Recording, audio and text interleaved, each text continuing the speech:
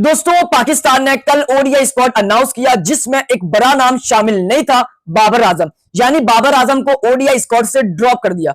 अब बाबर आजम को क्यों ड्रॉप किया और किस वजह से ड्रॉप किया वो तो आपको बताऊंगा, लेकिन जैसे बाबर आजम को ओडीआई सीरीज से ड्रॉप किया वैसे ही मोहम्मद आमिर ने पाकिस्तान की जो सिलेक्शन कमेटी है और जो पाकिस्तान बोर्ड है उनको आड़े हाथ ले लिया। यानी मोहम्मद आमिर ने बाबर आजम के ड्रॉप पर पाकिस्तान की सिलेक्शन कमेटी और पाकिस्तान के बोर्ड को तनकीद का निशाना बनाया। अब मोहम्मद आमिर ने क्या कहा वो मोहम्मद आमिर का बयान आपके साथ शेयर करूंगा। उसके अलावा कल वर्ल्ड कप का एक बड़ा सेमीफाइनल खेला गया साउथ अफ्रीका और न्यूजीलैंड के दरमियान। उस मुकाबले के अंदर साउथ अफ्रीका को हार मिली क्योंकि अंपायर ने एक बहुत बड़ी बेईमानी की और वो अंपायर भारतीय अंपायर था। अब जो एडम मार्करम का आउट दिया गया, क्या वो आउट था या नहीं वो भी आपको बताऊंगा। और इसी कंट्रोवर्सी पर जो एबी डिविलियर है उन्होंने आईसीसी को पूरी दुनिया के सामने जलील कर दिया। हाँ जी, एबी डिविलियर ने क्या कहा, क्या वो आउट था या नहीं, आईसीसी को क्या कहा, वो एबी डिविलियर का बयान आपके साथ, वो क्लिप आपके साथ शेयर करूंगा। उसके अलावा पीएसएल को लेकर एक बड़ी अपडेट है। यानी पाकिस्तान सुपर लीग में दो ग्रुप अब आपको नजर आएंगे। एक ग्रुप के अंदर 4 टीमें और दूसरे ग्रुप के अंदर 4 टीमें। ग्रुप फाइनल हो चुके हैं और टीमें ऐड हो चुकी है। कौन से ग्रुप में कौन सी टीम है वो भी आपके साथ शेयर करूंगा। उसके अलावा हसीबुल्लाह खान को आखिर ओडीआई स्क्वाड से क्यों ड्रॉप किया गया, एक असल वजह सामने आ गई। हसीबुल्लाह खान को ड्रॉप करने की असल वजह क्या है वो भी आपके साथ शेयर करूंगा। लेकिन उससे पहले आप तमाम फ्रेंड से रिक्वेस्ट है कि इस वीडियो को एंड तक देखना क्योंकि एंड तक आपको काफी मजा आएगा। मगर इस चैनल पर जितने भी नए व्यूअर्स हैं इस वीडियो को लाइक, इस चैनल को सब्सक्राइब और बेल आइकन पर लाजमी क्लिक करें। सबसे पहले मेरा आपसे सवाल है और उस सवाल का जवाब कमेंट बॉक्स में लाजमी मेंशन करना है। क्या एडम मार्करम का आउट था या नहीं, इस पर आपने आउट और नॉट आउट कमेंट बॉक्स में लाजमी मेंशन करना है। अब सबसे पहली अपडेट आपके साथ शेयर करता है कि जो एडम मार्करम है उनका जो आउट हुआ एक बड़ी कंट्रोवर्सी बन गई और इस कंट्रोवर्सी के ऊपर एबी डिविलियर साउथ अफ्रीका के साबिक खिलाड़ी मैदान में आ गए और उन्होंने आईसीसी को सबके सामने एक्सपोज कर दिया, जलील कर दिया। अब सीन क्या होता है, कल साउथ अफ्रीका और न्यूजीलैंड के दरमियान एक बड़ा सेमीफाइनल था और यह सेमीफाइनल साउथ अफ्रीका जीत जाता अगर वो भारतीय अंपायर बेईमानी ना करता। अब क्या होता है, मतलब जब एडम मार्करम शॉट्स लगाते हैं, अच्छी फॉर्म में होते हैं और आपको पता है कि एडम मार्करम किस तरह के खिलाड़ी है, वो एडम मार्करम जब लॉन्ग ऑन पे शॉट लगाता है तो डैरेल मिचेल न्यूजीलैंड के कैच पकड़ते हैं। अब आपके सामने मतलब ये साफ नॉट आउट है, बॉल पहले जमीन पर लग चुका है। ये आप देख सकते हैं कि भाई जो बॉल है वो पहले जमीन पर लगा है, उसके बाद उनके हाथों में गेंद गई है, लेकिन अंपायर इसको आउट दे देता है और वो अंपायर टीवी अंपायर होते हैं। मतलब ऑन फील्ड अंपायर अगर आउट देता है तो समझ आती है, लेकिन ऑन फील्ड अंपायर ने थर्ड अंपायर की तरफ फैसला किया और थर्ड अंपायर चेक करने के फौरन बाद मतलब ज्यादा टाइम भी नहीं लेते और वो क्या देते हैं कि वो आउट है। मतलब उनको डर था कि अगर ये नॉट आउट देते और साउथ अफ्रीका बड़ा टारगेट सेट कर देती तो न्यूजीलैंड टूर्नामेंट से आउट हो जाती और साउथ अफ्रीका फाइनल में चली जाती और इंडिया अगर फाइनल में जाती तो साउथ अफ्रीका इंडिया को फाइनल हरा देती। ये डर था और इसी डर की वजह से भारतीय अंपायर ने वो एडम मार्करम का आउट दे दिया और उसी वजह से साउथ अफ्रीका टूर्नामेंट से बाहर हो गई। ये एक बहुत बड़ी कंट्रोवर्सी है। मतलब इससे पहले हमने देखा वेस्टइंडीज के खिलाफ हेटमायर का आउट नहीं था, अंपायर ने आउट दिया क्योंकि भारत को फेवर मिल गई थी आईसीसी और भारतीय अंपायर की तरफ से। ये हम अक्सर देखते हैं कि भारत हमेशा चीटिंग करता है और ये कल भी हमने देख लिया। अब इसके ऊपर एबी डिविलियर का क्या कहना है, एबी डिविलियर को आप छोड़े, दीगर साबिक खिलाड़ी है, न्यूजीलैंड के हो गए, इंग्लैंड के हो गए, ये सब ये कह रहे हैं कि जो एडम मार्करम का था वो नॉट आउट था। आप देखिए दूसरे एंगल से आपको पता चल जाएगा कि पहले बॉल जमीन पर लगा है या उनके हाथ में डायरेक्ट बॉल गई है। आप देखेंगे तो आपको लगेगा कि वो पहले बॉल जमीन पर लगी और ऐसा ही है, वो नॉट आउट था मगर थर्ड अंपायर ने उसको आउट दे दिया और इस तरह से साउथ अफ्रीका बाहर चला गया। अब एबी डिविलियर्स और साबिक खिलाड़ी दीगर यही कहते हैं कि ये भारत की चाल थी, आईसीसी की चाल थी, क्योंकि वो चाहता है कि इंडिया टीम ये वर्ल्ड कप जीत जाए। मतलब 2024 के अंदर इन्होंने चीटिंग की, बेईमानी की। आपको याद होगा सूर्य कुमार यादव ने जो कैच पकड़ा बाउंड्री पर वो छक्का था, अंपायर ने आउट दिया और अब एक बार फिर से साउथ अफ्रीका के खिलाफ भारत के अंदर ही भारतीय अंपायर ने बेईमानी की और ये आईसीसी को शर्म आनी चाहिए कि वो कभी भी मेरिट पर फैसले नहीं करता।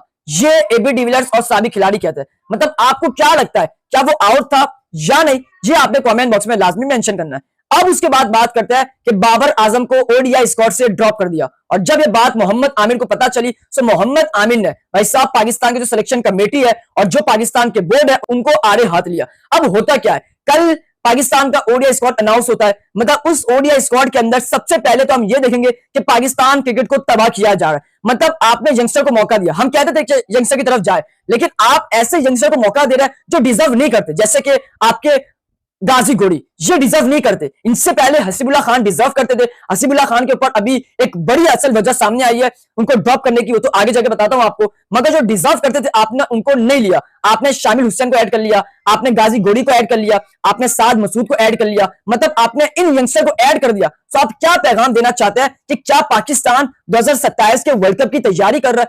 2027 के वर्ल्ड कप से पहले पहले सिर्फ आप जो है 8 से 9 ओडीआई मैचेस खेलेंगे और इनमें आप 3 ओडीआईस के अंदर इन यंगस्टर को लेकर, तो ये पाकिस्तान टीम की बर्बादी है। अब क्या होता है, बाबर आजम ओडीआई का खिलाड़ी है, टी20 का नहीं है। हम पीटते थे, हम कहते थे कि अगर बाबर को आप ओपनिंग में नहीं खिला रहे तो बाबर टी20 में डिजर्व नहीं करता। तो आपने बाबर को टी20 में रखा, नंबर 4 पे खिलाया, ओपनिंग में नहीं खिलाया और आपने बाबर को ओडीआई से ड्रॉप कर दिया। मतलब जो बंदा जिसका फॉर्मेट है आपने उसको उस फॉर्मेट से अलहदा कर दिया और उसका जो फॉर्मेट नहीं है आपने उसके करीब कर दिया। ये पाकिस्तान टीम की सूरत हाल है और ये पाकिस्तान टीम के फैसले। अब बाबर आजम ओडीआई का शानदार खिलाड़ी है, रन्स कर रहा है, लगातार रन्स कर रहा है। हाँ, अभी हाल ही के अंदर उसकी परफॉर्मेंस नहीं है, सिर्फ 1 सेंचुरी है, मगर असल तो उसका फॉर्मेट ओडीआई है। तो बाबर आजम को आपने क्यों ड्रॉप किया? अब आप ये कहेंगे कि बाबर की टी20 वर्ल्ड कप में परफॉर्मेंस नहीं थी, तो भाई बाबर आजम के अलावा और भी दीगर खिलाड़ी जिनकी परफॉर्मेंस नहीं थी, मगर वो पाकिस्तान के स्क्वाड में क्यों है? हारिस रऊफ आपने उसको ड्रॉप किया टी20 वर्ल्ड कप से, क्यों? परफॉर्मेंस नहीं थी। अब कैसे आया, कहां परफॉर्म किया, ये आप बता दें। मतलब आपका कोई लॉजिक ही नहीं है।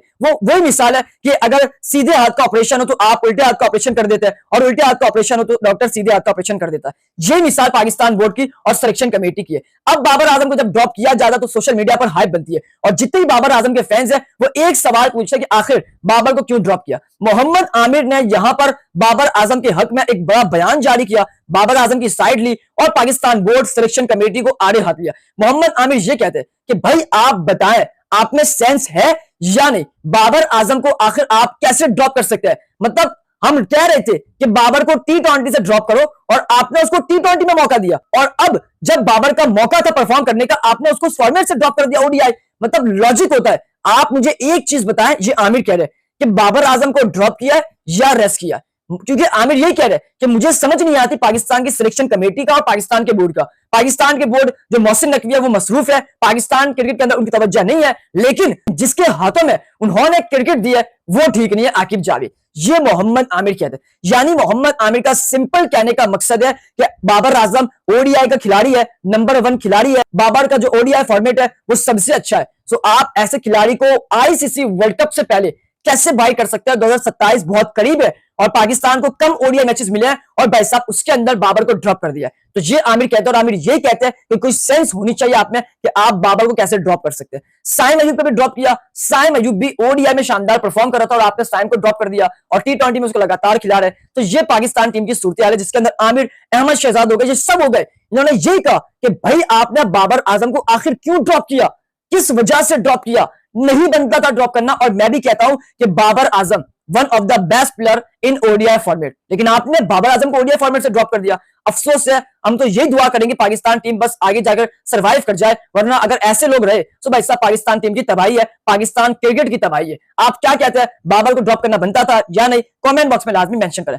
अब बात करते हैं पीएसएल को लेकर, एक बड़ी अपडेट है। यानी पीएसएल के अंदर 8 टीमें और फैसला हो चुका था इस बार पीएसएल में 2 ग्रुप बनेंगे और एक ग्रुप के अंदर 4 टीमें होगी। अब 2 ग्रुप बना दिया है और एक ग्रुप के अंदर 4 टीमें और दूसरे ग्रुप के अंदर 4 टीमें ऐड कर दी गई है। अब तक की अपडेट है। अब सबसे पहली अपडेट कि पीएसएल के अंदर टोटल 44 मैचेस खेले जाएंगे। ठीक है, 44 मैचेस होंगे, 4 टीमें होगी एक ग्रुप में और 4 टीमें होगी दूसरे ग्रुप में। ग्रुप 1 की बात करें तो लाहौर कलंदर्स, हैदराबाद किंग्समैन, कराची किंग्स और कोटा ग्लेडिएटर्स, ये 4 टीमें ग्रुप 1 के अंदर शामिल है। लाहौर और कराची की जब वो राइवलरी बनाई है इसलिए ग्रुप में इनको बरकरार रखा है।